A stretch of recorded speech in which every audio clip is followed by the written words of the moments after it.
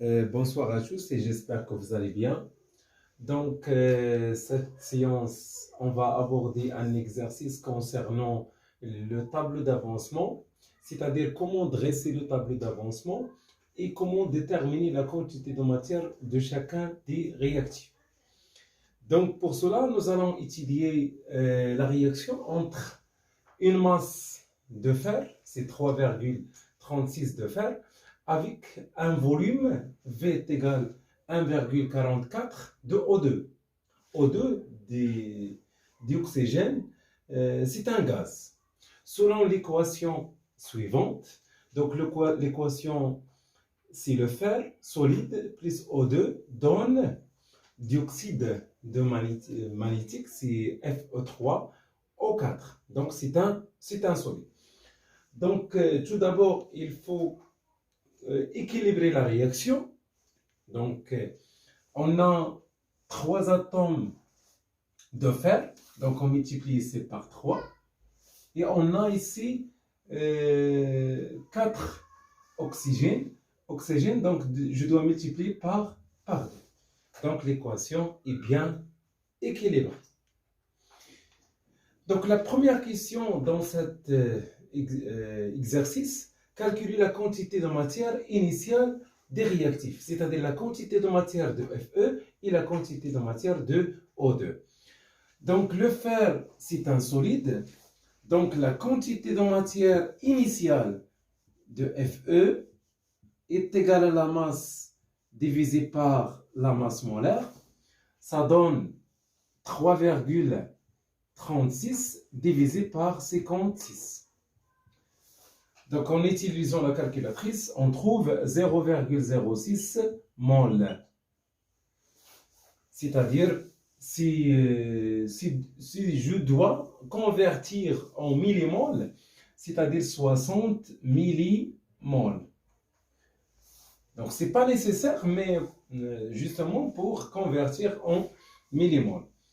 La quantité de matière initiale de O2, donc O2 c'est un gaz, soit on utilise l'équation des gaz parfaits, soit on utilise le volume sur le volume molaire. Puisque les données, il y a le volume molaire, donc on utilise le volume de O2 divisé par le volume molaire. Ça donne, le volume de O2 c'est 1,44 divisé par 24, donc ce qui donne c'est 0,06 mol est égal à 60 millimoles. C'est-à-dire, les réactifs, ils ont la même quantité de matière, 60 millimoles. Donc, la deuxième question, on va dresser le tableau d'avancement et on va déterminer le réactif limitant et la valeur de X max, c'est-à-dire l'avancement maximal.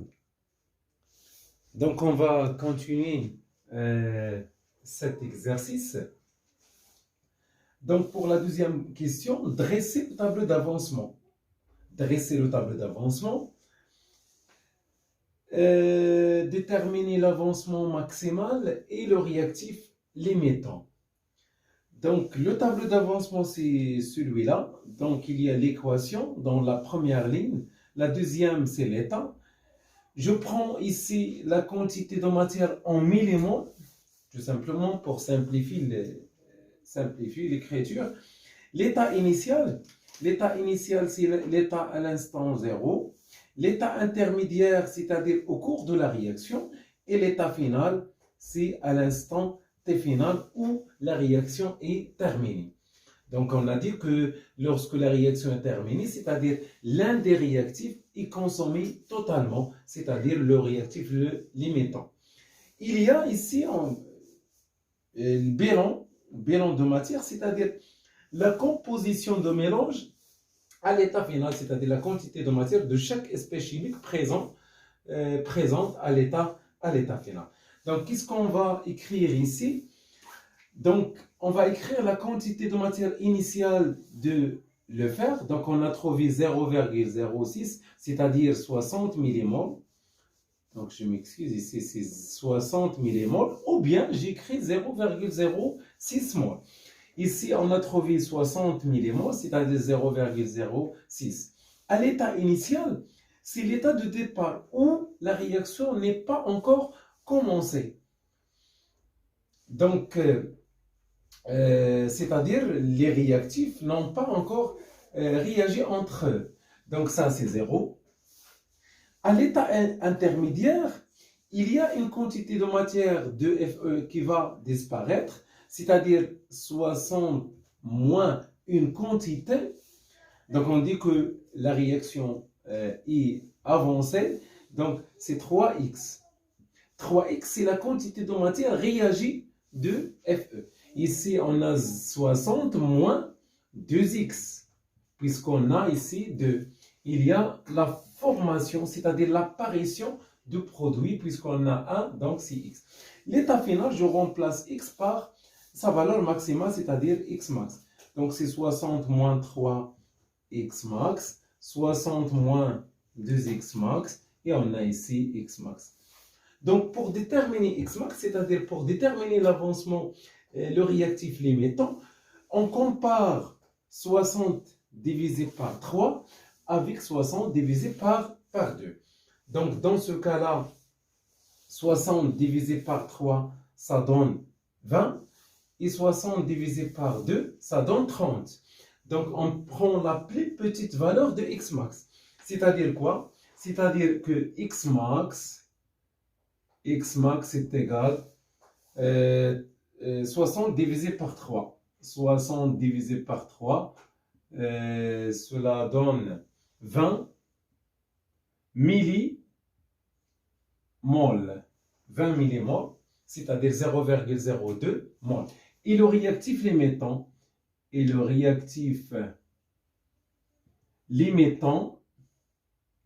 réactif limitant, c'est le réactif qui va disparaître le premier.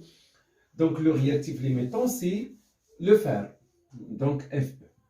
Voilà. Et les réactifs qui se trouvent en excès, c'est O2. Pour déterminer la composition de mélange à l'état final, je remplace tout simplement la valeur de x max par sa valeur. Donc, on trouve ici 20 millimoles.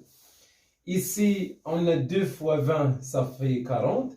60 moins 40, ça donne 20. Ici, 3 fois 20, 60. 60 moins 60, c'est 0. 0, et on a disparition totale de fer. Voilà le tableau d'avancement, et voilà le réactif limitant, et voilà x max. X max est égal à 20 millimoles. Si on prend par exemple ici, pour trouver un mélange initial stoichiométrique où les deux réactifs vont disparaître. Donc, lorsqu'on prend ici, donc 30, par exemple, si on prend 40 ici, donc si on prend 40 millimoles, donc 40 divisé par 2, ça donne 20, 60 divisé par 3, ça donne 20. Donc, dans ce cas, on dit qu'on a un mélange stoichiométrique. La troisième question, c'est très important, on va tracer comment varie la quantité de matière de chaque espèce chimique. Par exemple, le fer, la quantité de matière initiale 60, final 0. O2, on a une quantité de matière 60, à l'état final, on a 20. Pour l'oxyde de fer, on a à l'état initial 0 et à l'état final 20. Donc, on va dresser la variation des quantités de matière en fonction de l'avancement X. Donc, pour tracer l'évolution de la quantité de matière en fonction de X, donc pour le faire, on a 60 comme quantité de matière. Donc, on a la quantité de matière initiale, c'est 0. Et on a trouvé à l'état final, c'est 0. C'est 0. C'est-à-dire l'état final, 0. Voilà la quantité de matière de fer, Fe. Voilà la quantité, toujours la quantité de matière des réactifs diminue en fonction de T. Voilà le fer Fe. Pour dioxygène, donc on a commencé par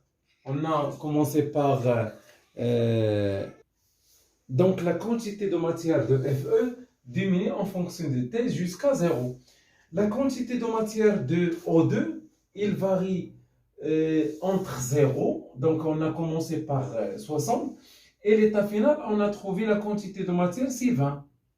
C'est-à-dire que la quantité de matière de O2 varie comme ça. Voilà. Donc, O2.